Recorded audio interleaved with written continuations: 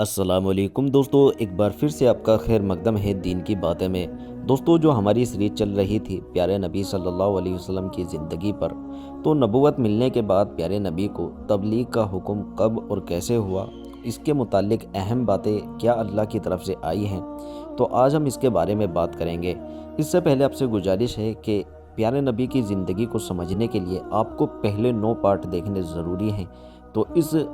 جو چینل میں پلے لسٹ میں نے بنائی ہوئی ہے اس میں پورے 9 پارٹ پڑے ہیں، تو آپ ان پارٹ کو ضرور دیکھ لیجئے۔ اور آپ اگر پیارے نبی سے محبت کرتے ہیں تو چینل کو ضرور سبسکرائب کریں، دوسرے لوگوں تک ضرور پہنچائیں تاکہ اور لوگ بھی پیارے نبی کی زندگی کو جانیں پہچانیں۔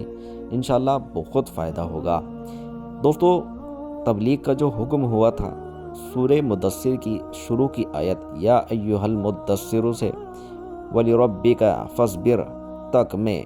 نبی صلی اللہ علیہ وسلم کو کئی حکم دیے گئے جو ظاہر میں تو بہت تھوڑے اور سادہ، لیکن حقیقت میں بڑے دورگامی، جن کے بڑے گہرے پربھاؤ پڑے۔ پیارے نبی کو جو حکم ہوا تھا ان میں یہ 5 باتیں تھیں۔ سب سے پہلا، ڈراونے کی آخری منزل یہ ہے کہ موجودہ دنیا عالمی وجود میں اللہ کی مرضی کے خلاف جو بھی چل رہا ہو اس کے خطرے بھرے انجام سے خبردار کر دیا جائے، اور وہ بھی اس طرح کہ اللہ کے عذاب کے ڈر سے اس کے دل و دماغ میں ہلچل اور اتھل پتھل مچ جائے۔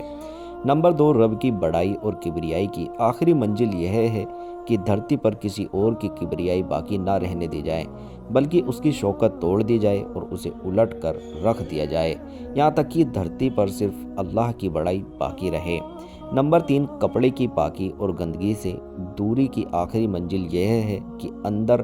باہر کی پاکی اور اچھاؤں اور کامناؤں سے من کی صفائی کے سلسلے میں اس سیما تک پہنچ جائے جو اللہ کی رحمت کی گھنی چھایا میں اس کی حفاظت و نگرانی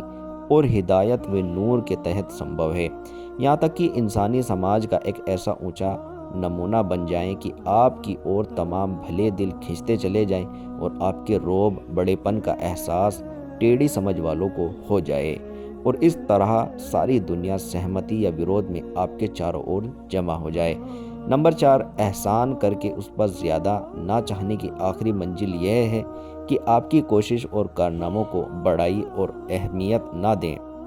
بلکہ ایک کے بعد دوسرے عمل کے لیے کوشش کرتے جائیں اور بڑے پیمانے پر قربانی اور محنت کر کے اسے اس طرح سے بھول جائیں کہ یہ ہمارا کوئی کارنامہ ہے، یعنی اللہ کی یاد اور اس کے سامنے جواب دہی کا احساس اپنی کوشش اور محنت پر غالب رہیں۔ آخری آیت میں اشارہ ہے کہ اللہ کی طرف بلانے یعنی دعوت کا کام شروع کرنے کے لیے دشمنوں کی اور سے ویرودھ، اپہاس، ہنسی ٹھٹے کی شکلوں میں کشٹ پہنچانے سے لے کر آپ کو اور آپ کے ساتھیوں کو قتل کرنے اور آپ کے چاروں اور جمع ہونے والے ایمان والوں کو ختم کرنے تک کی بھرپور کوشش ہوگی، اور آپ کو ان سب کا واسطہ پڑے گا۔ ایسی استھتی میں آپ کو بڑی ہمت اور جماؤں کے ساتھ صبر کرنا ہوگا، وہ بھی اس لیے نہیں کہ اس صبر کے بدلے کسی اچھا اور سواد کے ملنے کی امید ہو، بلکہ صرف اپنی پالنہار کی مرضی اور اس کے دین کو اونچا کرنے کے لیے۔ اللہ اکبر! یہ حکم اپنی ظاہری شکل میں کتنے سادہ اور تھوڑے ہیں، اور ان کے شبد کا جوڑ کتنا شانتی میں اور آکرشک سنگیت میں سور لیے ہوئے ہے، لیکن عمل اور مقصد کی درشٹی سے یہ حکم کتنے بھاری، کتنے مہان اور کتنے سخت ہیں۔ اس کے نتیجے میں کتنی تیز چوموکھی آندھی اٹھے گی جو ساری دنیا کے کونے کونے کو ہلا کر اور ایک دوسرے سے گتم گتا کر کے رکھ دے گی۔ انہی ذکر کی گئی آیتوں میں دعوت و تبلیغ، بلانے اور پرچار کرنے کا بھی نچوڑ موجود ہے۔ ڈرانے کا مطلب یہ ہے کہ منشیہ کے کچھ کام ایسے ہوتے ہیں جن کا انجام برا ہے۔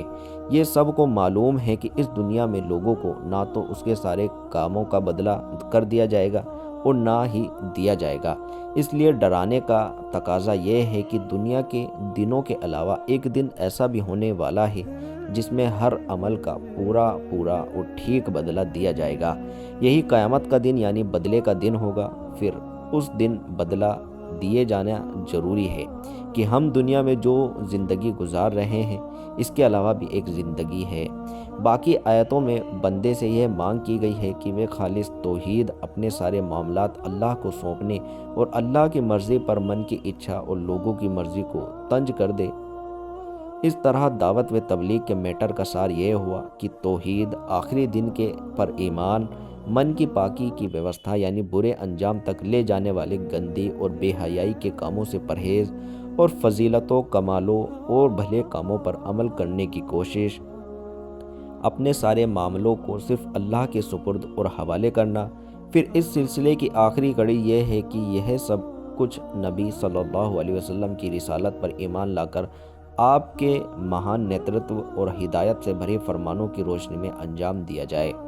پھر ان آیتوں کی شروعات اللہ کی آواز میں ایک آسمانی آواز ہوتی ہے، جس میں نبی صلی اللہ علیہ وسلم کو اس بڑے کام کے لیے اٹھنے اور نیند کی چادر اور بستر کی گرمی سے نکل کر جہاد اور محنت و مشقت کے میدان میں آنے کے لیے کہا گیا۔ یا ایھا المدثر قم فانذر، اے چادر اوڑھے ہوئے اٹھ اور ڈرا۔ مانو یہ کہا جا رہا ہو جسے اپنے لیے جینا ہے وہ تو آرام کی زندگی گزار سکتا ہے، لیکن آپ جو اس زبردست بوجھ کو اٹھا رہے ہیں تو آپ کا نیند سے کیا تعلق، آپ کو راحت سے کیا سروکار، آپ کو گرم بستر سے کیا مطلب، شانتی میں جیون سے کیا سمبندھ ہے، آرام دائک سامگری سے کیا تعلق۔ آپ اٹھ جائیے اور اس بڑے کام کے لیے جو آپ کے انتظار میں ہے، اس بھاری بوجھ کے لیے جو آپ کے لیے تیار ہے اٹھ جائیے، محنت مشقت کے لیے، تھکان اور پریشم کے لیے اٹھ جائیے کہ اب نیند اور آرام کا وقت بیت چکا ہے۔ اب آج سے برابر بیدار رہنا اور لمبا مشقت بھرا جہاد ہے۔ اٹھ جائیے اور اس کام کے لیے مستعد اور تیار ہو جائیے۔ یہ بڑی بھاری اور رعبدار بات ہے۔ اس نے نبی صلی اللہ علیہ وسلم کو شانتی میں گھر، گہری نیند، نرم بستر سے کھینچ کر بھاری طوفان اور تیز جھکاڑوں کے بیچ اتھاہ سمندر میں پھینک دیا، اور لوگوں کی آتمراتما اور جیون کی واستوکتاؤں کی کھینچ تان کے بیچ لا کھڑا کیا۔ پھر اللہ کے رسول صلی اللہ علیہ وسلم اٹھ گئے اور 20 سال سے زیادہ مدت تک اٹھے رہے، آرام اور سکون تج کر دیا، زندگی اپنے لیے اور بال بچوں کے لیے نہ رہی۔ آپ اٹھے تو اٹھے ہی رہے، کام اللہ کی طرف بلانا تھا۔ آپ نے یہ کمر توڑ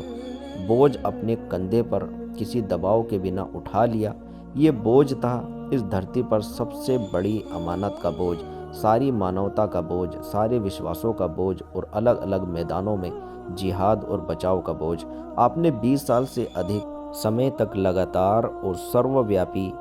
اپنی زندگی گزار دی۔ اس پوری مدت میں یعنی جب سے آپ نے یہ آسمانی زوردار آواز سنی اور یہ بھاری بھرکم ذمہ داری پائی، آپ کو کوئی ایک حالت کسی دوسری حالت سے غافل نہ کر سکی۔ اللہ